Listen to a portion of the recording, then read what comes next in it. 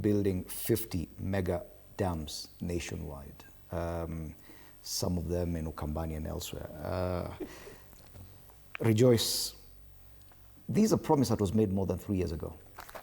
3 years later, he's changed that promise and said, now we're going to add more dams.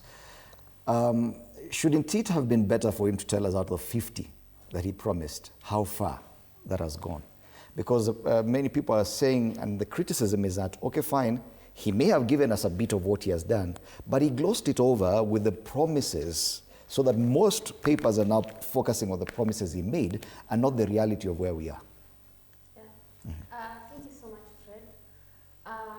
Indeed, from yesterday's nation address from President Ruto, it shows that he and the allies from the KK government, they do not have a plan for this nation, because it is so sad that after 3 years down the line, the president is still promising.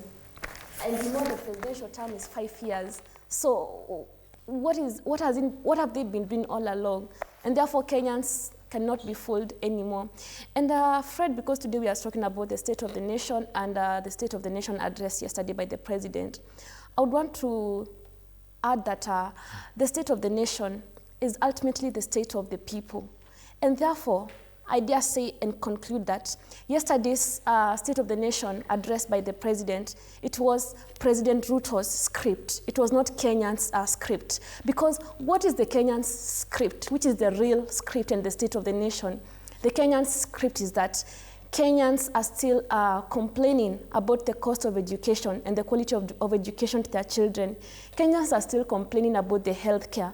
You've seen the other day, the former governor, Mike Sonko, went to the hospital and bailed out at least more than 100 women who are not able to pay for their maternity fee.